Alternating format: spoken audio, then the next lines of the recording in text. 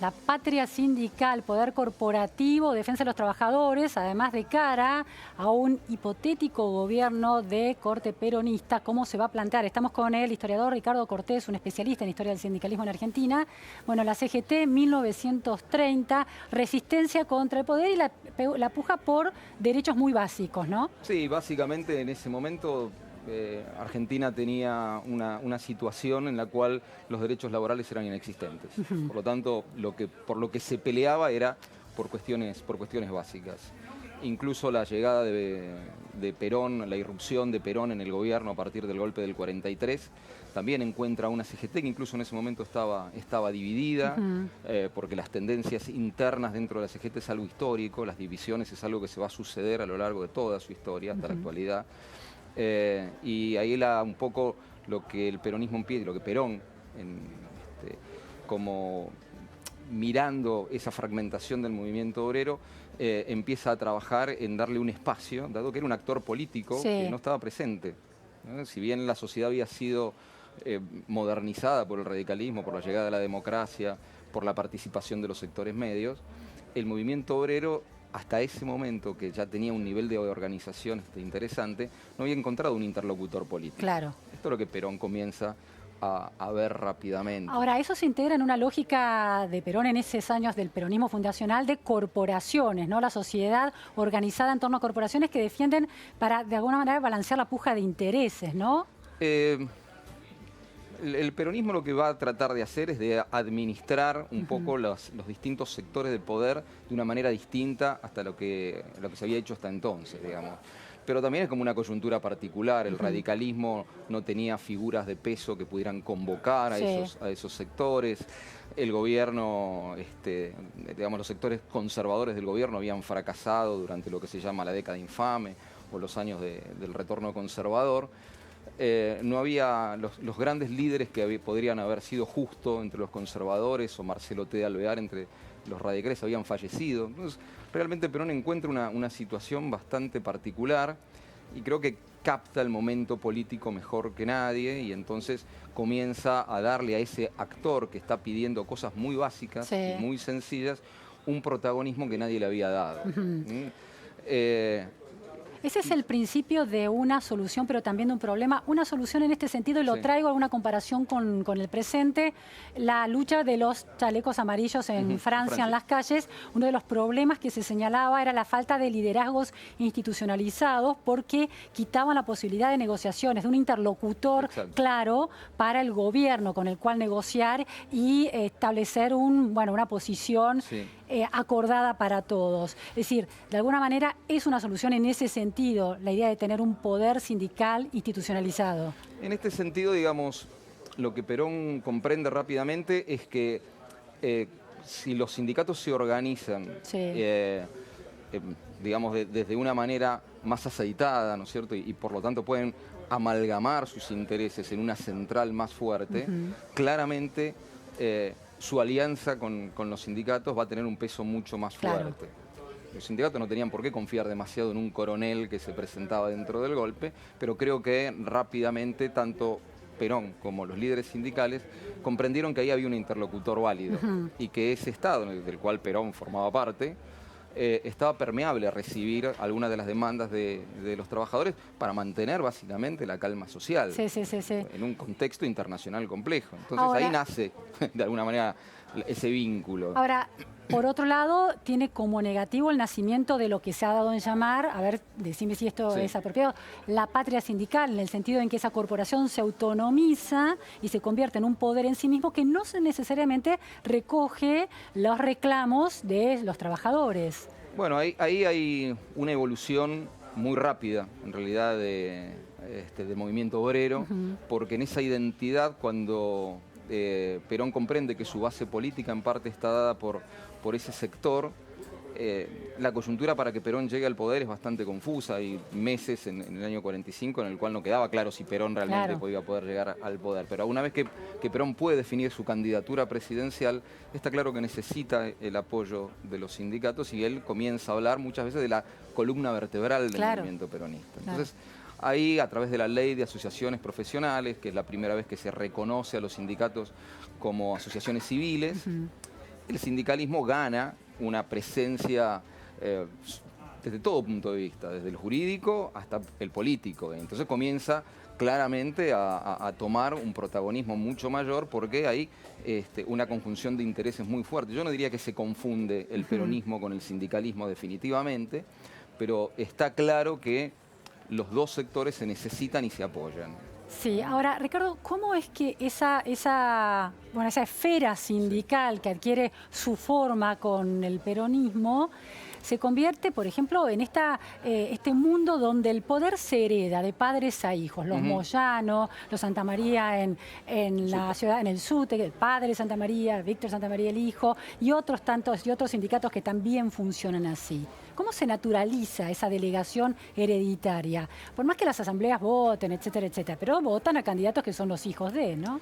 Sí, a ver, ahí hay todo un proceso, ¿no es cierto?, que se define desde mi punto de vista a partir del retorno de la democracia. A ver. ¿Ah? Porque todos los años en los cuales el peronismo estuvo proscripto, los sindicatos de alguna manera representaron al peronismo, ¿no? El peronismo reencarnó en los sindicatos, Claro. pero con un objetivo claro que era el regreso de Perón, la muerte de Perón, la dictadura. Después desdibujaron el rol de los sindicatos, la CGT intervenida, muchos dirigentes sindicales perseguidos y desaparecidos. Pero son muy importantes los sindicatos en el regreso a la democracia, ¿no? La figura de Ubaldini, claro, junto con Raúl Alfonsín, creando la multipartidaria y presionando para el retorno de la democracia, le dio a los sindicatos un lugar especial en el retorno a la democracia. Los paros durante la época de Alfonsín, celebrados contra el gobierno de Alfonsín, claro, por Ubaldini, le fueron fortaleciendo ese esquema sindical. Porque pareciera, a ver, a partir de esta observación que vos haces, es en la medida en que hay un poder que es otro y que no es peronista, la dictadura o el alfonsinismo, el ejercicio del sindicalismo adquiere una forma más genuina de alguna forma. Puede ser. Yo creo que, digamos, durante la dictadura, los sindicatos, dentro de lo que pudieron, resistieron, ¿no es cierto? Y pagaron caro esa resistencia.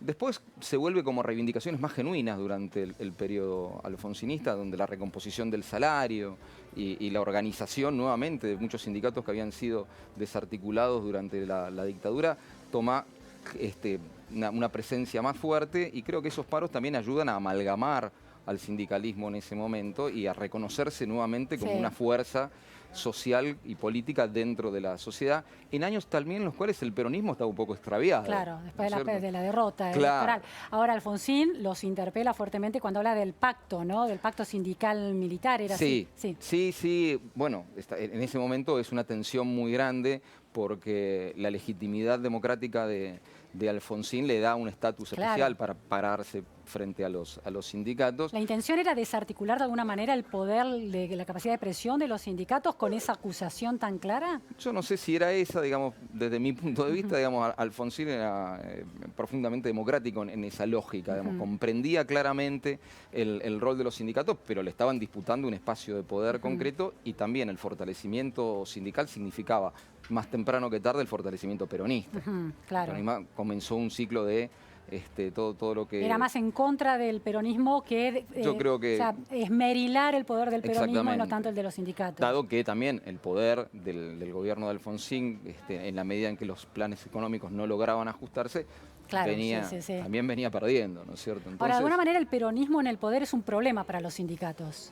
Y siempre es un tema porque los canales de negociación cambian. Claro. Como vos decías, cuando hay un otro enfrente, me parece más lógico y no digo más genuino, pero sí hay un enemigo, entre comillas, o un poder alternativo al cual enfrentar desde un punto de poder bien claro. El gobierno de Menem en este sentido fue muy confuso. A ver, ¿por qué? Y porque es un gobierno peronista, neoliberal, que comienza a aplicar una serie de reformas neoliberales, que no va contra los sindicatos, ¿no es cierto? Dentro de lo que es el peronismo, que el menemismo ejerce, digamos, no busca destruir a los sindicatos. Aparece un nuevo actor en el mundo del trabajo, o en la periferia del mundo del trabajo, que tiene que ver con los trabajadores desocupados. Claro. Entonces eso Los también, excluidos, sí, exactamente, no era algo habitual, los sindicatos no habían tenido que lidiar Claro, con una alta desocupación, ni claro. durante los gobiernos de Perón, ni posteriormente, porque Es un nuevo factor de poder. exactamente, Que está en contra del gobierno y en contra de los Ah, del poder de los sindicatos. claro, aparece un nuevo actor. Claro, Y interesante. ese, Sí, sí. ese nuevo actor va a tener cosas que decir, se va a manifestar, Se organiza se también, la CETEP, organiza, por ejemplo. claro, cuestiona el poder de los sindicatos. Sí, sí. Y ahí me parece que se empieza a poner la lupa sobre esto que vos decías antes, que tiene que ver con cómo se maneja el poder al interior de los sindicatos. Sí, ¿no es cierto? la idea de que aparece este nuevo actor, que es la de los trabajadores informales en negro, pone en evidencia que hay un poder muy consolidado del sindicalismo. Sí, en principio el sindicalismo no... Hay plata y hay corrupción, enriquecimientos ilícitos dentro del poder Bueno, sindical. esas ¿no? acusaciones estuvieron siempre Digo, cerca de los pero digo, hay sindicatos. casos judiciales. Sí, sí, claro. Siempre a lo largo del siglo XX también hubo acusaciones de esa naturaleza. No tantas, digamos, yo creo que La década del 70, Bandor, también eran acusados. sí, eran Rucci. acusados. Pasa que ahí hay otros problemas que mirar, ¿no es cierto? Y otras luchas. Pero no era tanto, pero no estaba tan acentuado ese tema. No era un tema de agenda política tan fuerte, digámoslo de esta forma, ¿no es cierto? Yo creo que el fortalecimiento de la democracia a lo largo de todos estos años también hace que aparezcan nuevas reflexiones y nuevas demandas hacia las cuales todos los actores sociales y políticos tienen que dar respuesta, ¿no es cierto? Porque los casos de corrupción atraviesan al sindicato, atraviesan la política y atraviesan hasta el mundo empresario en un punto. Entonces, el sindicalismo no va a escapar de esto. El tema es que es cierto que hay conducciones que tienden a permanecer en el poder, pero también ahí hay que estudiar, y yo creo que no está tan estudiado como es el vínculo más profundo entre los sindicatos y los afiliados, porque los sindicatos en la Argentina tienen una característica que es, tienen muchas esferas de acción. Entonces, en esas diversas esferas de acción, los afiliados reciben beneficios de distinta índole. Y ahí hay un vínculo en el cual también... Salud y turismo, por exactamente, sí, o educación. Ha crecido mucho la oferta educativa de los sindicatos durante los años 90, por ejemplo. Entonces, ahí hay espacios en los cuales se cuestionan algunas actitudes de la dirigencia sindical y otras no se cuestionan, porque uno también dice, bueno, este dirigente o aquel otro me garantiza la permanencia de estas acciones. Digamos, ¿no? Sí. Entonces, hay un beneficio también personal. Claro. Entonces, es cierto que hay que revisar el funcionamiento de la democracia sindical, y también es una discusión que se tienen que dar los afiliados a los distintos gremios, a ver qué quieren, ¿no? La última cuestión, bueno, hay una posibilidad de unificación de la CGT nuevamente. ¿Eso es una cuestión electoral o es una pata necesaria para un futuro eventual gobierno peronista? Obviamente, digamos, el futuro gobierno, si tiene una central sindical unida, va a poder gestionar mejor el poder que ante diversos actores con los cuales tenga que sentarse a negociar. Sobre todo cuando en la calle los movimientos sociales más inorgánicos de los excluidos ejercen mucha presión. Ahora hay que ver realmente en qué medida los actores involucrados, porque son muchos los actores involucrados, pueden sentarse a dialogar y llegar a un acuerdo. Pareciera que existe la necesidad de que eso pase. Y esa necesidad no está mal, si ayuda a poner orden un poco en lo que son las demandas y en lo que son las políticas que se puedan gestionar desde el Estado. Otra etapa del sindicalismo que se viene. Yo creo